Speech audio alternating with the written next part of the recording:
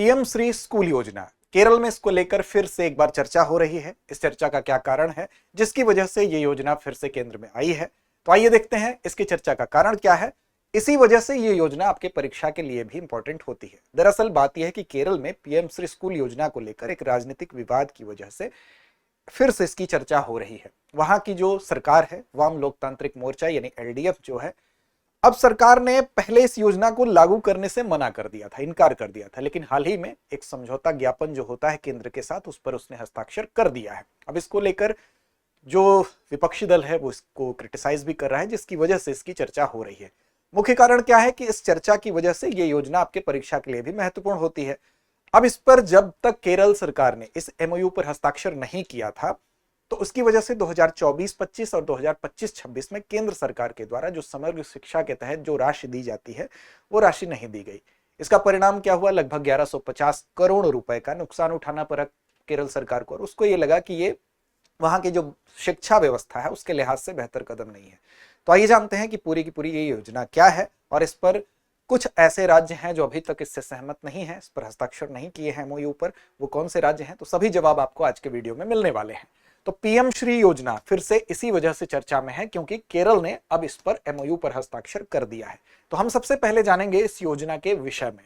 PM Shri योजना है क्या, इसके विषय में जानते हैं। तो दरअसल इसका नाम क्या है? PM school for rising India, यानी कि पीएम श्री इसको शॉर्ट फॉर्म में कहा जाता है। तो इसका फुल फॉर्म याद रखेंगे, PM school for rising India इसका फुल फॉर्म है। कैसी योजना है, इसका नेचर क्या है? तो ये केंद्र प्रायोजित एक योजना है, अर्थात केंद्र सरकार ने इसकी शुरुआत की थी। कब शुरुआत की थी? तो वर्ष 2022 में ही इसकी शुरुआत हो गई थी। तो ये आपको याद रखना है, इसका वर्ष भी आपसे पूछा जा सकता है। 2022 में जब इसकी शुरुआत हुई तो इसका उद्देश्य क्या था? तो 14,500 से अधिक जो स्कूल होंगे उनको मॉडल स्कूल के रूप में स्थापित करना, एस्टेब्लिश करना। यानी कि मॉडल स्कूल क्या होता है? ऐसा स्कूल जिसको एक मॉडल के तौर पर अनुकरण किया जाए, जिसको देख के। और वहां पर क्या होगा? तो इन स्कूलों में जो एनईपी है 2020, यानी कि जो राष्ट्रीय शिक्षा नीति 2020 है, इसी के सिद्धांतों के अनुसार ये स्कूल काम कर रहे हैं कि नहीं कर रहे हैं। अब इसके माध्यम से एनईपी में जिस चीज का प्रावधान किया गया है, यानी कि जो समावेशी और पोषणकारी इन्वायरमेंट बनाना, जिससे कि बच्चे का एक समग्र विकास हो सके, साथ ही साथ जो आधुनिक संसाधन है उसको, उन सुविधाओं को इन बच्चों को उपलब्ध कराना, इसका उद्देश्य था। अब इसमें केंद्र सरकार और राज्य सरकार दोनों के द्वारा इसमें सहायता दी जाती है। केंद्र सरकार कितनी सहायता देगी? तो 60% फंडिंग जो होगी वो किसके द्वारा की जाएगी? केंद्र सरकार के द्वारा की जाएगी। और 40% जो फंडिंग होगी किसके द्वारा की जाएगी? राज्य सरकार के द्वारा की जाएगी। ये एक सामान्य परिस्थिति है, लेकिन इसमें जम्मू कश्मीर को छोड़कर। इसके अलावा यही चीज अब जब पूर्वोत्तर में चले जाएंगे और हिमालयी राज्यों में चले जाएंगे और जम्मू कश्मीर में चले जाएंगे, तो वहां पर विशेष प्रावधान क्या हो जाता है? ये रेशियो बदल जाता है। ये कितना हो जाता है? 90 और 10 का अनुपात हो जाता है। ठीक, अब इस योजना की अवधि क्या है? तो इस योजना की जो अवधि, अच्छा एक चीज और है, जो ऐसे बिना विधानमंडल वाले केंद्र शासित जो प्रदेश होंगे वहां पर 100% जो फंडिंग होगी वो किसके द्वारा होगी? तो सेंट्रल के द्वारा होगी। ये भी आपको याद रखना है।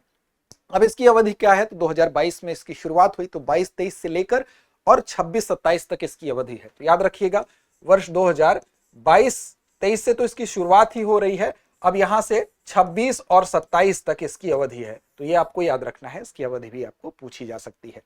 इसकी मुख्य विशेषताएं क्या है? तो विशेषता पर भी हम ध्यान देते हैं कि वास्तव में इसके पीछे क्या उद्देश्य है।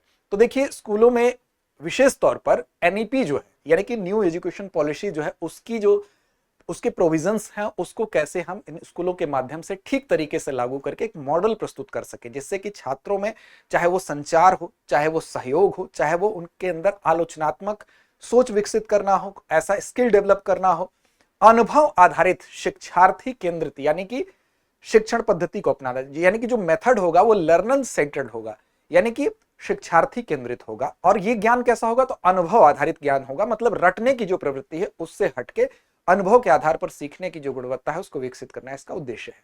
आधुनिक प्रयोगशालाएं बनाई जाएंगी, यानी कि जो लैब होगा उसको मॉडर्न तरीके से बनाया जाएगा, जो पुस्तकालय होगा वो ठीक होगा, कला कक्ष होगा, स्मार्ट क्लासरूम बनाए जाएंगे, कंप्यूटर लैब, कौशल लैब, जल संरक्षण, कचरा पुनर्चक्रण जैसी जो ग्रीन हम कह सकते हैं इनिशिएटिव्स हैं, उसको भी इसके माध्यम से लागू करना इसका उद्देश्य है। तो ये इसकी मुख्य विशेषताएं हैं कि ये सारी चीजें इसके माध्यम से, इस स्कीम के माध्यम से लागू की जाएंगी। साथ ही साथ इसमें अगर आप देखें तो जो केंद्र और राज्य के बीच में कोऑपरेशन है, सहयोग है, उसको बढ़ाना है। अब इसमें पात्र स्कूल कौन कौन से होंगे, तो इसमें जो केंद्र है, राज्य या स्थानीय निकाय द्वारा संचालित स्कूल इसके पात्र होंगे, जिसमें केंद्रीय विद्यालय, केवीएस, नवोदय विद्यालय भी होते हैं, जो कि स्थायी भवनों में चल रहे हैं, वो भी इसके पात्र होंगे। निगरानी प्रणाली, यानी इस पर निगरानी कैसी रखी जाएगी, तो देखिए स्कूल क्वालिटी असेसमेंट फ्रेमवर्क, जिसको कि SQAF कहते हैं, उसी के माध्यम से इन स्कूलों की जो गुणवत्ता है उसकी जांच की जाएगी। यानी कि इस प्रणाली के माध्यम से देखा जाएगा कि वो SQAF में जो उच्च मानक हैं, उस मानक को कौन सा स्कूल कितने बेहतर ढंग से पालन कर रहा है। उसी के आधार पर यह देखा जाएगा कौन सा स्कूल सर्वश्रेष्ठ है, और जो बेस्ट प्रैक्टिस का उदाहरण प्रस्तुत करेगा उसको बेहतर स्कूल माना जाएगा। समय समय पर असेसमेंट की व्यवस्था है, यानी कि मूल्यांकन की जाएगी, जिससे कि स्कूलों के प्रदर्शन को मापा जा सके। तो इसको भी याद रखेंगे, SQAF यानी कि स्कूल क्वालिटी असेसमेंट जो फ्रेमवर्क है, उसके आधार पर इन स्कूलों का मूल्यांकन किया जाएगा। फिलहाल अगर आप बात करें तो इसमें तमिलनाडु और पश्चिम बंगाल दो ऐसे अभी राज्य हैं जिनका अपना विरोध है, वो इसको अभी नहीं अपनाए हैं। इसके अलावा अगर आप देखेंगे तो बाकी जो विरोध था, कमोबेश सारे राज्यों ने इसको अपना विरोध एक तरह से सहमत होते हुए, अब केरल भी इस पे सहमत हो ही गया है। तो केरल में फिलहाल इस पे MOU पर हस्ताक्षर केरल के द्वारा किया जा चुका है। 2 राज्य अभी भी हैं। अब विपक्षी दलों का यह मानना है कि इसका नाम, जब केंद्र और राज्य दोनों का सहयोग होता है, तो इसमें PM श्री जो लगाया जाता है, एक तरह से केंद्र सरकार की ब्रांडिंग की जाती है। तो विपक्षी दलों का अपना आरोप है, और केंद्र सरकार का यह है कि जो नई शिक्षा नीति है उसके लिए मॉडल स्कूलों को कैसे बेहतर तरीके से इंप्लीमेंट किया जा सके, इसके लिए ये योजना है। तो पक्ष विपक्ष दोनों था, केरल का विरोध था, केरल फिलहाल MOU पर हस्ताक्षर करके सहमत हो चुका है। चलिए अब जवाब दीजिए कमेंट बॉक्स में। PM श्री योजना का पूरा नाम क्या है, आपको बताना है। विकल्प आपके सामने है, प्रधानमंत्री स्कूल फॉर राइजिंग इंडिया, प्रधानमंत्री शिक्षा सुधार योजना, प्रधानमंत्री समग्र शिक्षा योजना, प्रधानमंत्री स्कूल आधुनिकीकरण योजना। तो इस प्रश्न का जवाब कमेंट बॉक्स में दीजिए। लड़ते रहिए, अपने लक्ष्य की ओर बढ़ते रहिए। अब एग्जाम की तैयारी को और बेहतर करने के लिए हमारे चैनल को लाइक, शेयर और सब्सक्राइब करना ना भूलें।